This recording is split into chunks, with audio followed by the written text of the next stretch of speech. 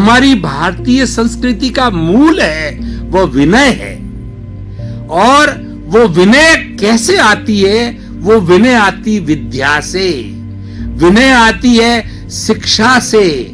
तो अब शिक्षा और विद्या, इन दोनों को जोड़ करके विनय के साथ में ये पूरा विवेचन मैं आपके सामने रखूंगा। पहला शब्द आया विद्या।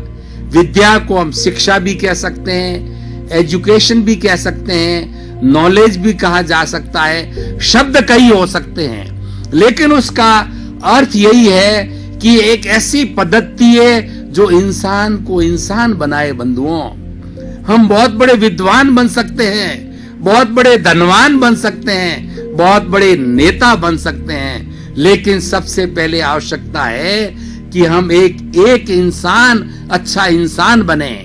और इस सृष्टि के ऊपर जब एक अच्छा इंसान बनता है तो वो सैकड़ों, हजारों, लाखों, करोड़ों कि वो इंसान के अंदर नया जो है जोश भर करके अपनी भावना को प्रकट कर सकता है। मैं आपको ताजा उदाहरण दूं कि मैं नरेंद्र मोदी जी को राजनीति की बात नहीं कर रहा हूं।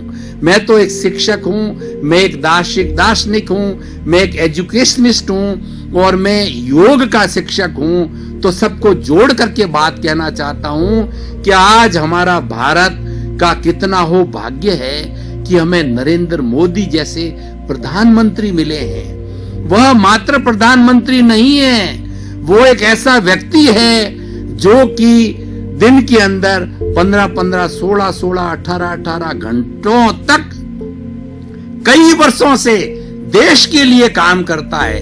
देश के लिए राजनीति का काम नहीं करता। उनके मन में ऐसा विश्वास है कि हमारा भारत अच्छा बने, शिक्षित बने, स्वच्छ बने और उसके साथ साथ में सद्भावना पैदा हो, गरीब अमीर की जो खाई है वो मिटे। वो निरंतर ये बात करते रहते हैं। तो मैं बात कर रहा था कि शिक्षा एक ऐसी पद्धति है जो इंसान को जो है सभ्य बनाती है। Education makes a man civilised. और जहां पर सभ्यता नहीं है, सभ्य इंसान नहीं है, वह जंगली राज होगा। पशु और मनुष्य में फर्क क्या है? पशु के पास भी 5 इंद्रियां हैं, उसके पास भी वही आत्मा है, हमारे जैसी है और वो हमारे जैसी एक्टिविटी करता है। लेकिन ईश्वर ने मनुष्य को ऐसा बनाया, उसको ऐसा दिमाग दिया है कि उस दिमाग का वो सदुपयोग करे तो वो एक ऐसा सभ्य इंसान बन जाता है कि वो लाखों लाखों करोड़ों लोगों की सेवा कर सकता है, अपने ज्ञान के द्वारा दूसरे के दुख को हर सकता है और अच्छी समझ पैदा कर सकता है। बंधुओं, सवाल प्रश्न ये नहीं है कि हम किसी व्यक्ति को धन दौलत दें। धन दौलत तो एक साधन है।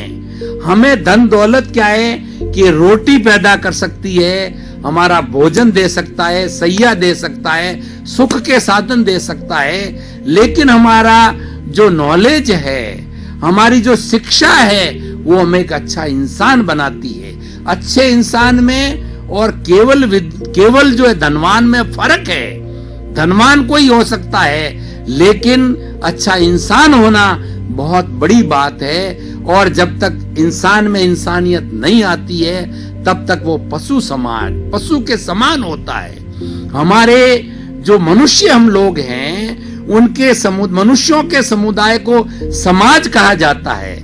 पशुओं का भी समाज होता है, उसको समझ बोला जाता है। उसके अंदर एक मात्रा का फर्क होता है, वो भी उनका समूह होता है।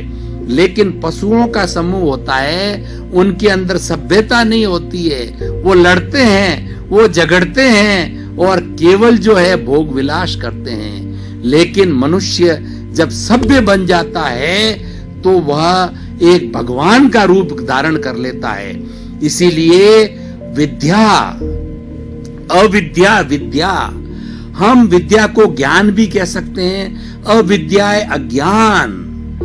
सारे हमारे धार्मिक ग्रंथ जितने हैं, हमारी भारतीय संस्कृति है, वह दुख का कारण अविद्या को, अज्ञान को मानती है।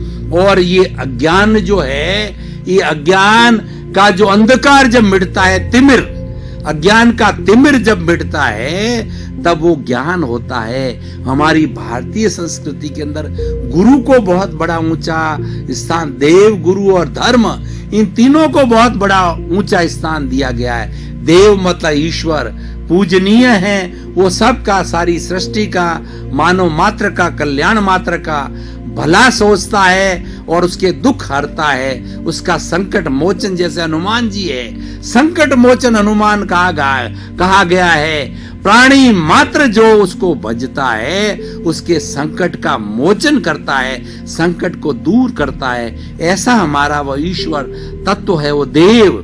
गुरु, गु मतलब अंधकार, रू मतलब दूर करने वाला। ऐसा व्यक्ति, ऐसा सभ्य इंसान, ऐसा देवता पुरुष व्यक्ति जो गुरु वह कहलाता है, जो कि हमारे अज्ञान रूपी अंधकार को हरता है।